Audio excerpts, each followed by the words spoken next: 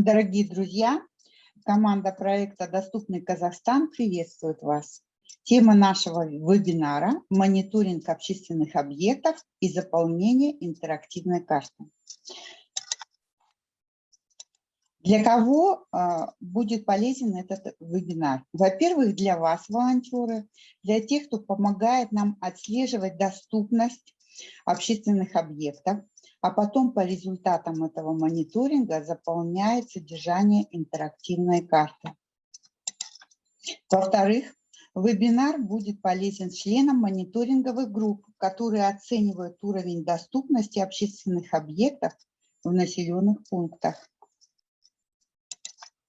В-третьих, вебинар может быть полезен собственникам объектов, руководителям, директорам и их заместителям, для того, чтобы они самостоятельно смогли оценить уровень доступности принадлежащего им здания и понять, какая же адаптация нужна. Как будет проходить наш вебинар? После того, как я расскажу вам о самом процессе мониторинга и покажу, как вы сможете заполнять форму для волонтеров, у нас останется время на вопросы и ответы. Но это уже будет в конце вебинара. И если в ходе вебинара возникнут вопросы, вы можете их писать в чате, и я буду на них отвечать. Сначала я кратко расскажу о себе. Меня зовут Александра Шаронова. Я являюсь экспертом по доступности. Также я соавтор проектов «Доступный Казахстан» и «Доступный Павлодар».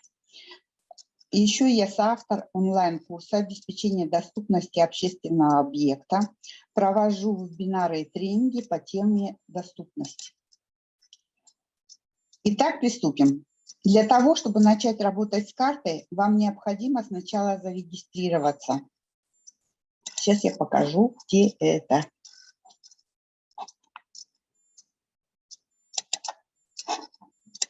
Я буду в ходе вебинара переходить с презентации на карту, потому что в презентации я буду все рассказывать, а на карте показывать. Я уже, конечно, зарегистрирована, и вот сейчас вам показываю вот такую вот анкету, которая вышла на сайте. И здесь у нас есть еще личный кабинет. Я зарегистрирована, но вы можете тоже, вернее не можете, а должны зарегистрироваться. Здесь небольшая анкета. Можно выбрать категорию, к которой мы принадлежим, пол свой обозначить.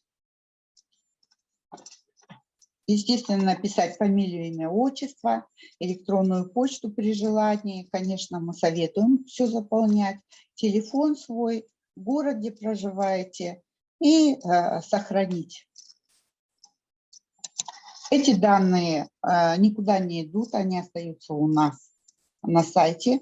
Доступ к ним ограничен только у одного человека, у администратора. Так что мы данные никуда не передаем. И у нас это в политике все описано. Вот мы зарегистрировались, и сейчас мы перейдем к заполнению анкеты, вернее, к мониторингу. Для того, чтобы вам показать, как проводится мониторинг и как заполняется анкета, я провела мониторинг самостоятельно на объекте, на том объекте, на который ежедневно приходит очень много людей для получения каких-либо услуг. Это отдел соцзащиты. И есть такой у нас отдел в каждом городе сейчас, в Павлодаре, где я нахожусь, называется Open Павлодар. В любом другом городе может назваться Open Нур-Султан, Open Алматы и так далее. Но это именно отдел, который оказывает услуги гражданам. Приходит сюда очень много людей. Вот так выглядит этот отдел. Сейчас мы перейдем на карту. Для того, чтобы добавить информацию на карте, мы открываем такую функцию «Добавить объект». И вот та форма, которую вы должны заполнять, она называется форма для волонтеров. Открывается, когда мы ее нажимаем, открывается меню самой формы. Как вы видите, здесь несколько разделов. Эти разделы показывают функциональные зоны объекта. И если объект доступен, все функциональные зоны должны быть доступны. Какие здесь есть разделы? Первый раздел – общая информация об общественном объекте, потом парковка, входная группа, пути движения, зона оказания услуги, туалет, навигация, доступность услуги и доступность и безопасность услуг для детей до 7 лет. Для вашего удобства мы в анкете перечислили не только разделы, не только элементы доступности, но мы и разместили здесь нормативы, какие должны быть у всех элементов доступности для того, чтобы сам объект именно стал доступен для людей с инвалидностью. Еще раз перехожу на презентацию. Здесь вы видите инструменты монитора, с какими можно ходить на объект. Это угломер и рулетка. Признаюсь, эти инструменты всегда у меня в сумке находятся, потому что очень часто бывает так, что непредвиденно могу участвовать в мониторинге. Но если таких инструментов нет, можно, конечно, угломер скачать и всегда иметь в телефоне. У нас у всех есть сотовые телефоны, в которых есть приложение. И вот это приложение всегда у меня есть. Если нет рулетки, то можно, конечно, измерить с помощью подручных средств. Например, пол выложен плитами. Видите плиты? Здесь ширина пандуса и уложены 2 плиты. Обычно размер вот этих плиток 25 на 25, 30 на 30, 50 на 50 сантиметров. Вот здесь как раз плиты такие большие, у них размер 50 на 50 сантиметров. Высчитываю количество плиток. Вот здесь ширина пандуса и 2 плиты уложено. Умножаю на количество плиток, у меня получается 50 умножить на 2, получается 100 сантиметров. То есть я уже точно могу определить, что ширина этого пандуса 100 сантиметров. И мне можно это узнать, не используя рулетку. Что еще можно сделать? Если, например, вы забыли рулетку, и вам нужно измерить ширину двери, то такой лайфхак. Я от кончиков пальцев отмерила 90 сантиметров, потому что ширина двери 90 сантиметров всегда должна быть. Запомнила, где находится, и вдруг у меня не оказалось рулетки, я могу измерить ширину двери от кончиков пальцев и посмотреть, соответствует ли ширина двери нужному размеру или нет. Тоже очень легко. Один раз замерите дома, запомните, где заканчивается ширина 90 сантиметров от кончиков пальцев и пользуйтесь. Есть форма волонтера у нас на сайте, которой вы можете воспользоваться. Есть у нас еще мобильная версия сайта. Вот здесь вот показываю я, как она выглядит точно так же. Поэтому заносить информацию об объекте можно непосредственно во время процесса мониторинга. Когда вы пришли мониторить объект, вы можете сразу же заполнять форму для волонтеров и прикрепить фотографии. Можно просто сфотографировать все элементы доступности и потом уже прийти домой и на компьютере заполнить эту форму. Разницы нет. Вы выбираете то, что вам более удобно. Ну и начинаем процесс мониторинга. Первая зона – это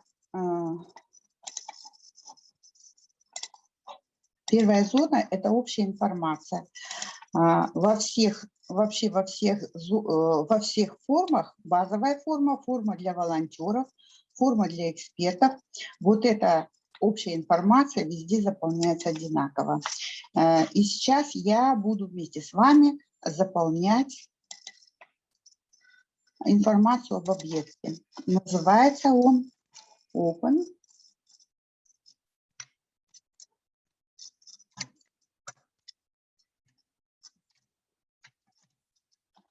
Павлодар.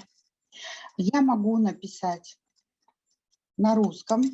Почему на русском? Потому что не каждый из наших пользователей знает, как правильно писать на английском языке. Не все знают английский язык. И кто-то может написать на русском.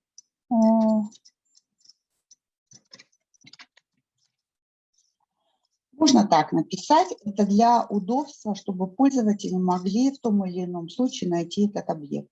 Дальше, конечно, нужно проставить метку на карте. И для этого нужно знать очень хорошо город, чтобы правильно проставить метку.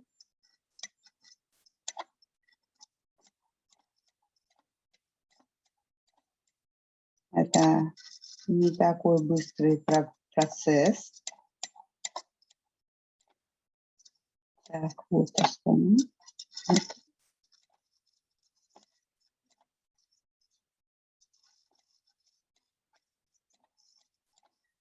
Вот. И вы видите, здесь улица автоматически, у нас уже адрес объекта автоматически проставился.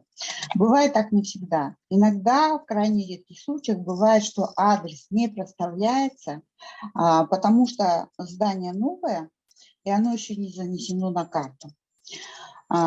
Или, например, в каком-то городе Яндекс.Карт плохо работает. И тогда нужно будет вручную писать. Но в основном адрес проставляется автоматически. Далее мы выбираем категорию. Это государственное учреждение. Это Акимат, Open Павлодар. И здесь заполняем описание. Так как я сама мониторила этот объект, я уже знаю, как описывать. Описывать нужно очень краткими предложениями, никаких новых модных слов, потому что мы должны всегда помнить, что наши карты могут пользоваться как люди с ментальной инвалидностью, которые могут усваивать информацию, написанную только короткими предложениями, как люди пожилые, которые новых слов не знают. Поэтому все очень четко и кратко. Пишем. Парковка есть. Пандус удобный. Лифт. Есть тактильные дорожки. Пользуются.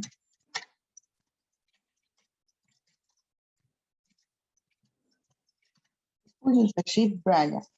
В принципе, этого достаточно. Мы даем просто очень краткую информацию. И сейчас мы должны прикрепить... Так, кто-то еще к нам пришел. Так, прикрепить фотографии. Я тоже подготовила их, поставила нумерацию, проставила. Так, и можно сразу прикрепить. Видите? Значит, рекомендация: можно прикрепить до 30 фотографий, только самые важные, которые хорошо описывают какую-то зону.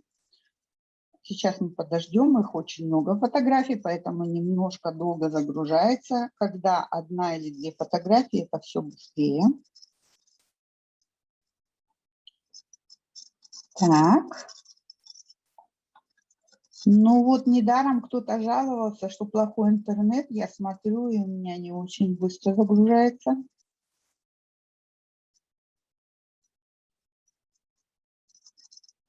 Ну, чтобы вы не пугались, если у вас так будет.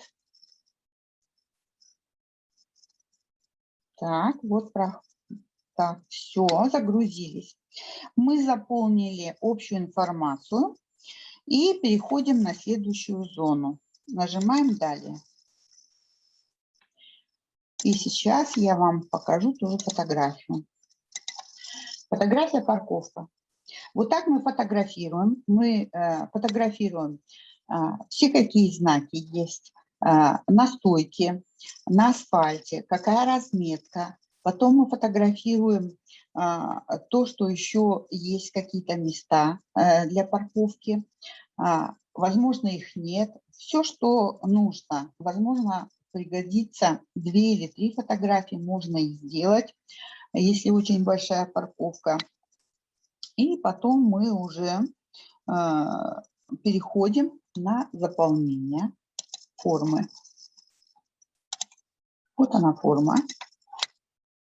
Количество парковочных мест. Вот о чем я вам говорила, что вы не должны знать, сколько должно быть мест. Мы вам норматив, вот здесь вот ниже, видите, написано не менее 1 на 25 мест. Здесь я пишу, да, количество соответствует. 1 место на 25. Дальше, размер парковки, ну, я уже измеряла, здесь немножко не соответствует, потому что парковка для людей с инвалидностью, она намного больше, чем для обыкновенных автомобилей. И все, что нужно, я просто выбираю ответы и на все строки отвечаю. Здесь да, место стоянки да, знак «Люди с инвалидностью», да, стрелки нет, съезд тротуара не предусмотрен, потому что я вам рассказываю, потому что я сама мониторила этот объект.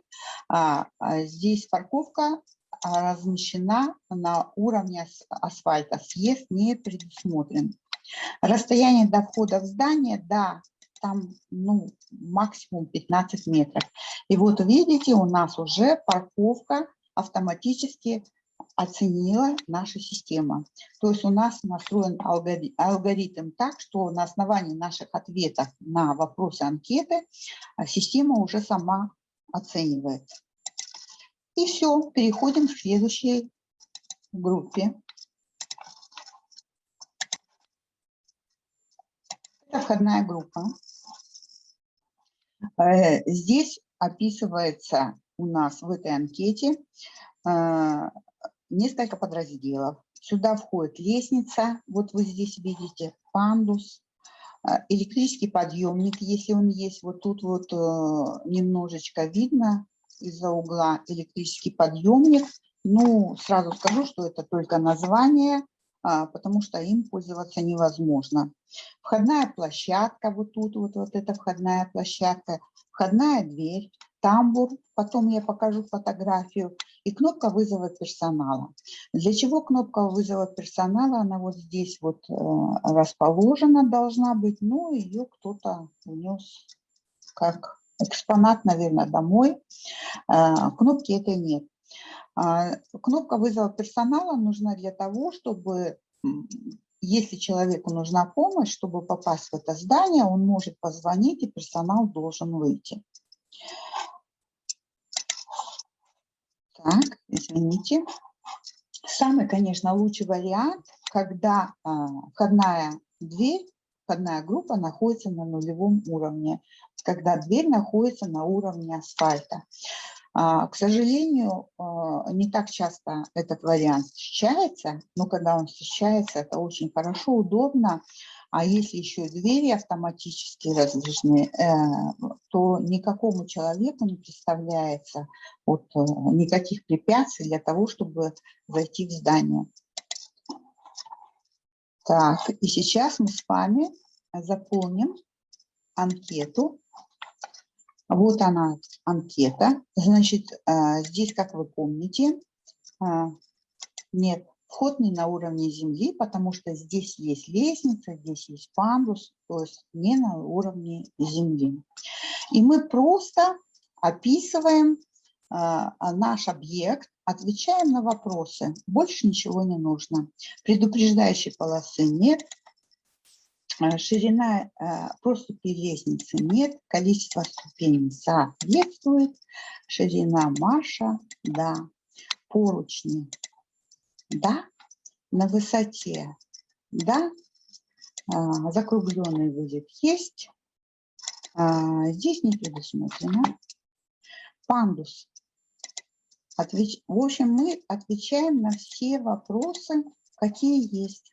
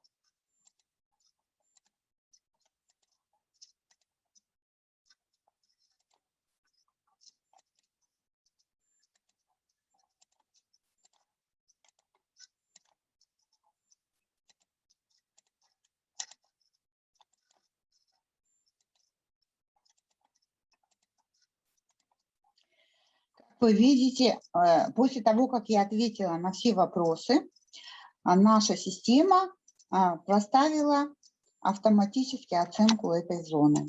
Переходим далее. И опять я вам показываю экран. Третья зона – это пути движения по объекту. То есть коридоры, лестницы, пандусы, если пол двухуровневый, лифты, если есть, подъемники, где-то есть скаломобили. Вот это мы все обследуем и потом заносим информацию в нашу анкету. Значит, просто отвечаем на все вопросы. Кажется, когда мы открываем эту анкету, нам кажется, что ой-ой-ой, как это тяжело, столько вопросов. А на самом деле, видите, мы предусмотрели все, чтобы облегчить ваше участие в проекте. Так, значит, здесь я могу написать «не предусмотрено», потому что нам не нужен второй, третий, четвертый этаж и так далее, потому что Open Павлодар расположен на первом этаже. И мы не описываем то, что выше первого этажа находится.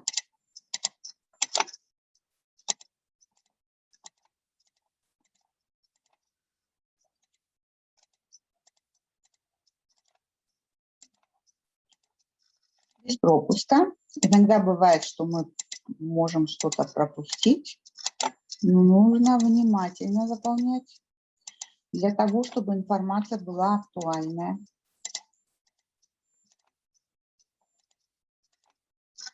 Так.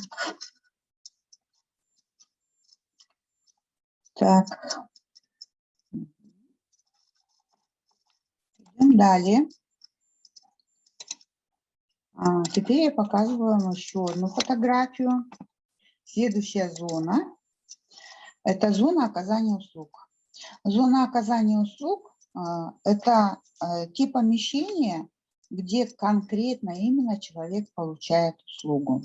Для чего важна эта зона? Для того, чтобы человек мог спокойно подойти к столу специалиста,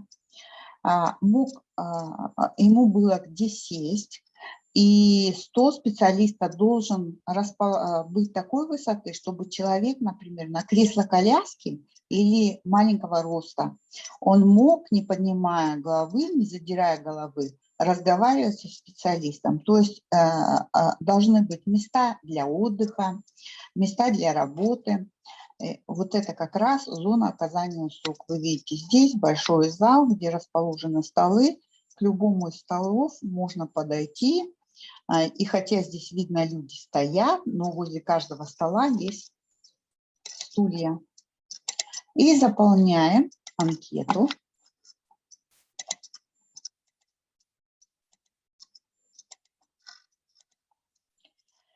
Опознавательные таблички всегда должны размещаться на высоте от 1,40 м до 1,60 м.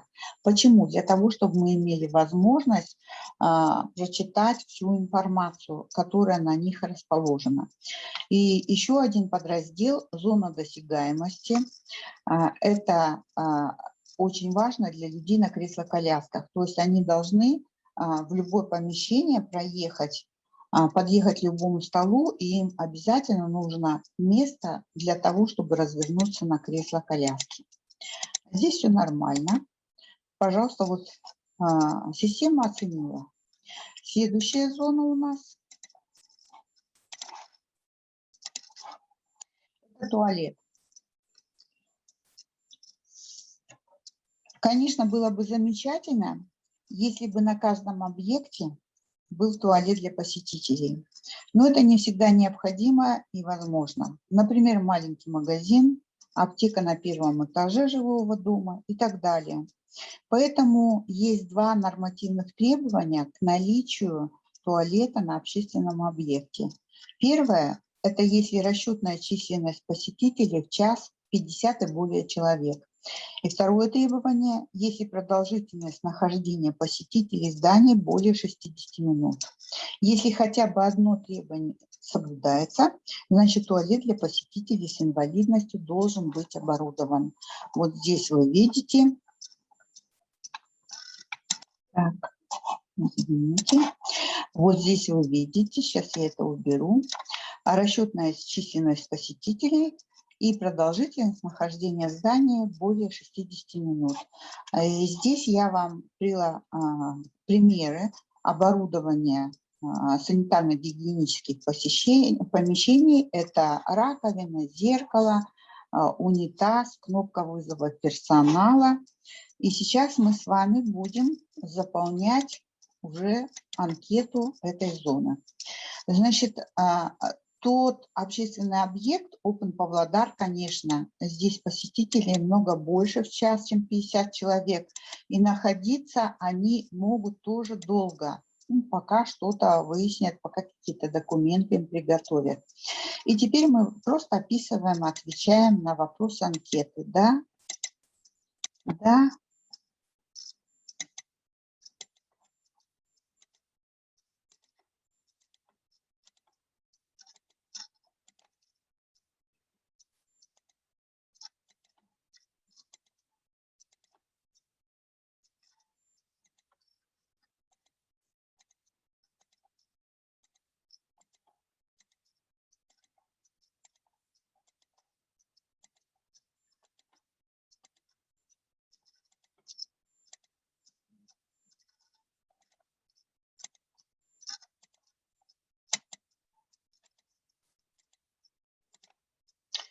И смотрите, система оценила, для людей, передвигающихся на кресло-коляске, данный туалет недоступен. И это правда, потому что, во-первых, там очень маленькое расстояние, то есть помещение это не приспособлено для того, чтобы люди с инвалидностью, передвигающиеся на кресло-коляске, смогли заехать в эту туалетную кабинку. Если они туда не могут заехать, невзирая на то, что там есть поручни, кнопка вызова персонала и так далее, они этим туалетом воспользоваться не могут. И мы переходим к следующей зоне. И сейчас я вам тоже фотографии покажу, которые я сделала. Следующая зона – навигация. Вот вы видите примеры элементов навигации. Это мнемосхемы, тактильные дорожки, какие-то указатели, лестницы, куда идти вниз, вверх, подписи кабинетов и туалетов. Здесь даже есть размещена мнемосхема расположения оборудования в туалете. Здесь мы видим название, номер этажа и табличка со шрифтом Брайля. Здесь вот такая электронная схема. То есть навигация – это все эти элементы, которые помогают человеку ориентироваться в здании, в помещении. И сейчас мы тоже будем заполнять раздел «Навигация». Все форматы описываем, что есть, чего нет. Переводчик жестового языка есть там, это я сразу скажу, он обязан там быть. Тактильная информация есть. Мы видим здесь система оценила. Переходим к следующей зоне. Так, хорошо, вот тут можно без фотографий. Доступность услуги. Самое главное здесь ответить на первые две строчки. Именно не просто ответить, а правильно ответить. Если услуга оказывается во всем здании, то есть любой посетитель может попасть на любой этаж, в любой кабинет, перемещаться по зданию спокойно, по коридорам, этажам, то в этом случае это универсальный проект. И мы пишем здесь «да», а на второй строчке пишем «не предусмотрено». Это, конечно, самый лучший вариант. Универсальный проект – это здание, которое доступно буквально для всех людей, и с инвалидностью, и без инвалидности. Никаких барьеров нет. Бывают случаи, когда доступа во все кабинеты и на все этажи нет. И люди, которые посещают это здание, они попасть не могут к нужному специалисту. Тогда мы в этом случае пишем «нет», потому что услуга на первом этаже оказывается услуги, но не все.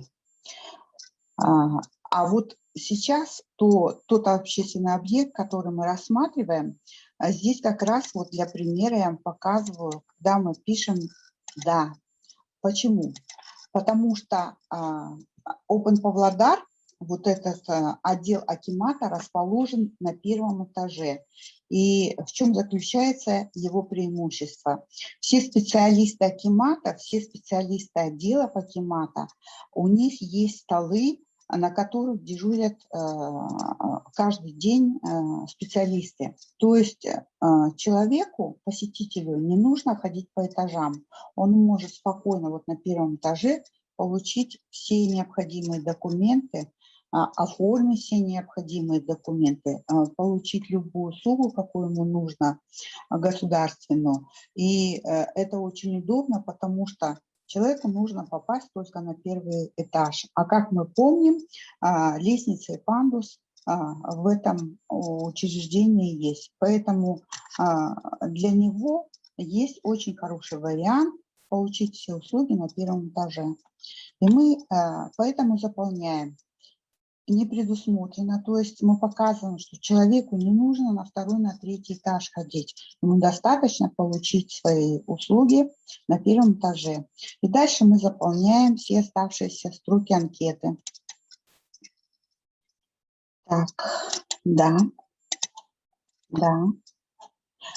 Почему я здесь? Вот есть доставка товаров или вызов специалиста на дом. Для людей с инвалидностью такая услуга есть, поэтому я написала «да». То есть в случае необходимости к нему специалист может приехать на дом. Персонал оказывает помощь, протоколов нет, льготы не предусмотрены. И мы видим, здесь система оценила опять автоматически. Переходим к следующей зоне.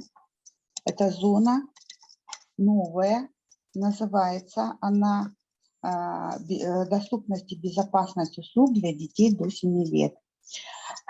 Хотелось бы показать, отметить, что вот в этом здании, где расположен Open Павлодар, есть такая зона.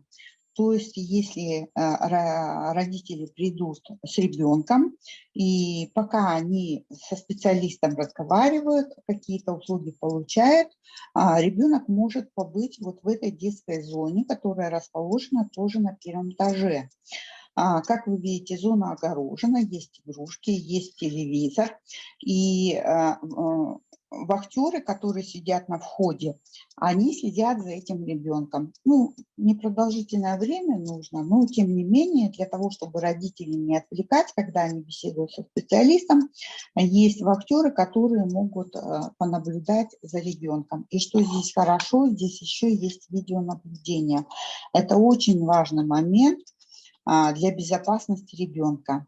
И теперь мы переходим опять на анкету и заполняем. Детское меню не предусмотрено, ребенок здесь кушать не будет, но здесь мы можем отметить, да, так, ну, досуговые программы не предусмотрено. И вот здесь за ребенком присмотрят, здесь нет. Пеленального столика нет. То есть мы просто фиксируем то, что мы видим. Ничего не придумываем, ничего не убавляем, ничего не добавляем. Только то, что есть. Так, и мы видим, что здесь система оценила. Все, наша анкета закончилась. Мы нажимаем на «Готово». И здесь выходит такое меню. Окей. Сейчас мы занесли наш объект на карту, но его еще пока на карте не видно, потому что администратор должен проверить то, что мы занесли. Так, сейчас, секундочку, обновим информацию. И вот видите, я как администратор сейчас приму этот объект. Очень удобно для государственных органов.